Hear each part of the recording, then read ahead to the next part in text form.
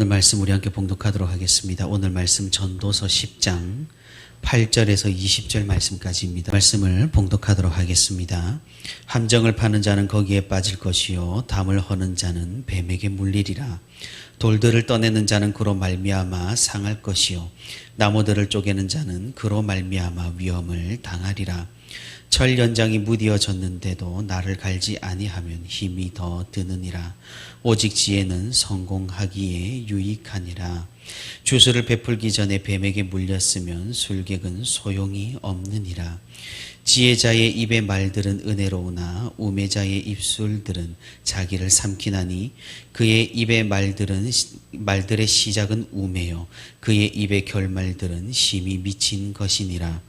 우매한 자는 말을 많이 하거니와 사람은 장래 일을 알지 못하나니 나중에 일어날 일을 누가 그에게 알리리요. 우매한 자들의 수고는 자신을 피곤하게 할 뿐이라. 그들은 성읍에 들어갈 줄도 알지 못함이니라. 왕은 어리고 대신들은 아침부터 잔치하는 나라여 내게 화가 있도다. 왕은 귀족들의 아들이요 대신들은 취하지 아니하고 기력을 보하려고 정한 때에 먹는 나라여 내게 복이 있도다. 게으른즉 석가래가 내려앉고 손을 놓은즉 집이 새느니라. 잔치는 희락을 위하여 베푸는 것이요 포도주는 생명을 기쁘게 하는 것이나 돈은 범사에 이용되느니라. 심중에라도 왕을 저주하지 말며 침실에서라도 부자를 저주하지 말라. 공중의 새가 그 소리를 전하고 날짐승이 그 일을 전파할 것임이니라. 아멘. 네, 오늘도 이렇게 주님과 동행하기 위해 새벽기도에 자리 나온 우리 모든 성도 여러분 진심으로 환영하고 또 축복합니다. 오늘도 우리 함께 말씀을 듣는 가운데 말씀을 붙들고 기도하는 가운데 하나님의 은혜와 위로가 풍성히 있기를 주님의 이름으로 소망합니다. 오늘 우리가 읽은 말씀은 왠지 모르게 잠언의 말씀과는 비슷하게 교훈과 충고들이 이렇게 쭉 나열되어 있는 모습을 살펴볼 수가 있습니다. 사실 한 가지 주제로 뭉쳐서 우리가 한 가지 주제로 흐름을 가지고 이해하기가 힘든 그런 본문이라고 할 수가 있겠습니다. 하지만 우리가 전도서의 핵심 주제를 잊지 않았다면 우리는 오늘 본문도 손쉽게 살펴볼 수가 있을 것 같습니다. 전도서의 핵심 주제가 무엇입니까? 이 허무한 세상을 살아감에 있어서 우리가 어떻게 지혜롭게 살아갈 수 있는가를 이야기해주는 성경이 바로 전도서입니다. 이런 흐름으로 미루어 보아서 오늘 본문의 주제도 다른 것이 아니라 지혜라는 사실을 우리는 알 수가 있는 것입니다.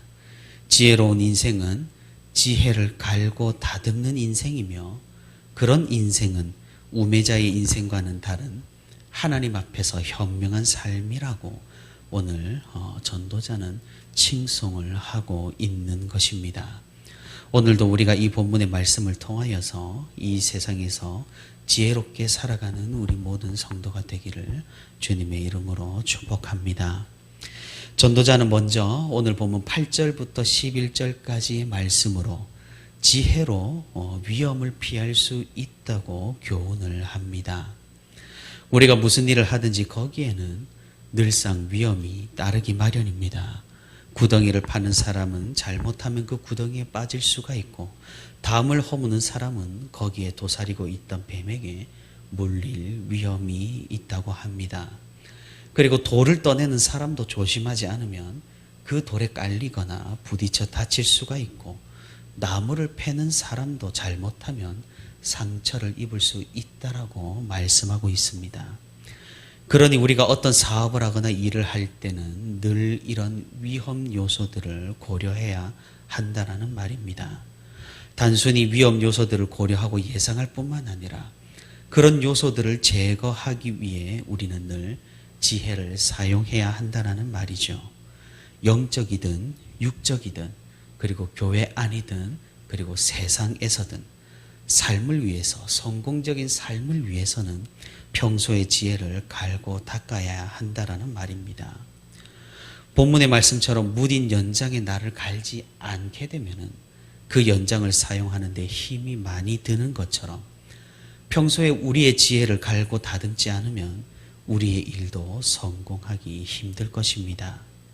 이미 뱀에게 물린 사람에게는 뱀을 잠잠하게 하는 주문을 외우는 사람도 필요가 없게 되니까 말입니다. 이처럼 이미 위험에 노출되어 피해를 당한 후라면은 그 위험을 예방할 수 있는 지혜는 아무런 소용이 없을 것이기 때문에 우리는 이를 먼저 생각하고 지혜를 다듬는 그런 것이 필요하다라는 겁니다. 전도자는 지혜의 이런 필요성을 주장하기 위해 과거 사람들이 주로 하는 일들로 이런 예시를 들었지만 지금 현대에서도 이런 교훈은 마찬가지로 적용이 됩니다. 용감한 것과 무모한 것이 다르고 또 아무런 방지책을 세우지 않는 것과 선견하여 지혜롭게 처신하는 것은 매우 큰 차이가 있습니다. 전도자는 지금 시대에서도 모든 일을 함에 있어 이런 지혜의 중요성을 말하고 있고 그 지혜를 평소에 잘 다듬지 않으면 결정적인 순간에 실패할 수밖에 없음을 역설하고 있습니다. 그럼 어떤 방법으로 우리가 지혜를 다듬을 수가 있을까요? 여러 방법이 있겠지만 사람들의 충고를 새겨 듣거나 또는 많은 책을 읽는 것이 지혜를 다듬는 방법이 될 수가 있겠습니다. 그리고 무엇보다 우리가 기억해야 할 것은 하나님의 말씀을 부지런히 읽고 묵상하는 것이 가장 큰 지혜라는 사실을 우리가 또한 기억을 해볼 수가 있겠습니다. 다음으로 전도자는 오늘 본문 12절에서 15절까지 우매자의 지혜 없음과 어리석음에 대해서 말하고 있습니다. 평소에 지혜를 갈고 닦은 지혜자의 말을 듣는 사람에게 지혜자의 말은 듣는 사람에게 굉장히 큰 은혜를 끼치게 됩니다. 때로는 따끔하게 들릴지라도 성공과 행복의 길로 그 지혜자의 말은 우리를 안내하기 때문입니다. 하지만 어리석은 자들의 말은 다른 사람들에게 은혜를 끼치기는커녕 자신들의 인생도 삼키고 말게 될 것이라고 오늘 전도자는 경고하고 있습니다. 우매자의 말은 어리석음으로 시작해서 악하고 미친 것들로 끝마칩니다. 그들은 성공이나 미래에 대해서 장밋빛으로 물든 말들을 해댑니다. 하지만 그들은 사람이 한치 앞의 미래도 잘 볼 수 없고 알 수 없다라는 사실을 인식하지를 못합니다. 그래서 미래를 알기 위해 어리석은 자들이 하는 그 많은 수고와 시간과 노력은 낭비일 뿐이라는 것이죠. 그 많은 수고는 미래로 가는 길을 알려주기는커녕 오늘 본문에서 말하듯이 자기 집으로 가는 길도 알지 못하게 할 정도로 사람들을 피곤하게 만드는 것입니다. 사랑하는 성도 여러분, 우리가 말 한마디를 하더라도 우매하게 하지 않고 신중하게 지혜로운 말을 하여 은혜를 끼칠 수 있기를 바랍니다. 하나님을 따르는 우리는 다른 사람들이 우리의 말을 듣고 하나님의 은혜를 깨닫고 살 길을 제대로 알 수 있어야 할 것입니다. 불확실한 미래에 대해서 호언장담하면서 쥐꼬리만한 지식을 과대 포장하지 않고 겸손하게 하나님의 지혜를 전하는 그런 입술이 될 수 있기를 바랍니다. 우리가 만약 교만하여서 우매한 말을 한다면 그것은 자신과 다른 사람들의 삶 모두를 파괴하는 것입니다. 그러니 무엇보다 겸손하게 들을 수 있는 귀를 먼저 달라고 우리가 기도할 수 있기를 바랍니다. 교회에서 듣는 모든 설교와 그리고 교제 가운데서 그리고 모임 가운데서 오가는 말 가운데에서도 지혜로운 말은 얼마든지 나올 수 있습니다. 또한 지혜로운 말들은 예기치 못한 사람에게서 그리고 뜻밖의 상황에서 들려질 수 있다라는 사실입니다. 겸손하게 우리의 부족함을 인식하면서 교훈을 들으며 또한 말을 아끼며 미래에 대한 과대망상을 버리고 현재를 충실하게 살아가는 그런 지혜로운 사람이 될 수 있기를 바랍니다. 마지막으로 전도자는 16절에서 마지막 20절까지 개인의 차원을 넘어서 나라의 차원까지 그리고 공동체에서 우리가 어떻게 생각하고 행동해야 하는지에 대해 지혜를 전하고 있습니다. 개인의 3차원뿐만 아니라 나라의 흥망성쇠도 왕이나 지도자의 지혜에 달려 있다라는 것이죠. 역사적으로 왕이 어리고 신하들이 자기 마음대로 했던 나라가 흥성했던 적은 없습니다. 반대로 왕이 덕과 위엄을 갖추고 지혜롭게 나라를 다스리고 신하들도 방탕하지 않고 절제하며 통치를 한다면 그런 나라는 언제나 망하지 않고 오히려 흥하게 되는 것이 당연한 이치입니다. 방탕한 신하들이 나란 일을 부지런할리 만무하기 때문이죠. 그리고 잔치는 절제하여 행했을 때는 기쁨을 줄 수 있지만 지나치게 되면 많은 돈을 낭비하게 되고 사람과 나라를 망치게 되어버린다고 오늘 본문은 기록하고 있습니다. 공동체를 위한 지혜는 지도자에 대해서 아무렇게나 비난하고 저주하지 않는 것입니다. 가장 사적인 장소인 침실이라고 할지라도 비록 남들 귀에 들어갈 일은 적겠지만 내가 하는 비난이나 비판은 결국 나에게로 돌아오기 마련입니다. 자신이 지도자의 위치에 서게 될 일이 없다고 오늘 본문이 나에게 적용되지 않는 것이 아닙니다.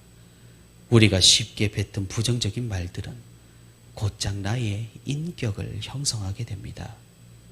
결국 내가 했던 그 비난은 사실 여부를 떠나서 기정사실이 되어버리고 다른 사람을 판단하는 결과를 가져오며 자신은 부정적인 사람으로 서서히 자신의 말로 바뀌게 되어버리는 겁니다. 만약 지도자가 올바른 행실을 보이지 못한다거나 지혜롭지 못한 처사를 행한다고 할지라도 성경은 우리에게 기도하라라고 말씀합니다. 하나님의 주권을 믿는 백성들은 하나님께서 일하시고 역사하신다는 사실을 믿기 때문이죠. 하나님께서 일하실 공간을 열어드리는 것, 그것이 바로 오늘 전도자가 말하는 공동체를 위한 지혜로운 방법이라는 겁니다. 사랑하는 성도 여러분, 이 세상 살아가면서 억울한 일도 많고 지적하고 싶은 일들도 많고 개선하고 개혁하고 싶은 부분도 많을 것입니다. 하지만 오늘 본문에서 전도자는 그런 것들 모두를 스스로 이루려고 한다면 그것이 어쩌면 교만이고 욕심이라고 말씀하고 있습니다. 우리는 하나님의 주권과 섭리를 고백하는 사람들입니다. 그러니 우리는 잠잠히 기다릴 수 있고 하나님의 때를 기대할 수 있으며 하나님의 역사를 기도할 수 있는 사람들입니다. 비록 지금 나의 상황과 환경이 매우 불쾌하고 더디고 어렵다고 할지라도 하나님께서는 이 모든 것들로 나에게 하시는 말씀이 있다라는 사실인 것이죠. 이를 알고 이를 삶에서 기억하고 행하는 것이 바로 지혜입니다. 우리가 이 지혜를 다듬어서 현명하게 살 수 있기를 바랍니다. 그리하여서 우리가 급진적이지도 않으며 그렇다고 타성해졌지도 않으며 오직 하나님의 지혜로 적절한 밸런스와 여유를 가질 수 있는 그런 성도가 될 수 있기를 바랍니다. 우리가 그리한다면, 우리가 하나님의 자리를 열어놓는다면 하나님께서는 반드시 응답해 주시고 우리의 지혜에 더하는 은혜를 허락하여 주실 것입니다. 오늘도 하나님의 지혜 가운데, 하나님의 은혜 가운데 삶을 여유롭게 경영하여 하나님의 사랑 안에 머무는 저와 우리 부천시민교회 모든 성도가 되기를 주님의 이름으로 소망합니다.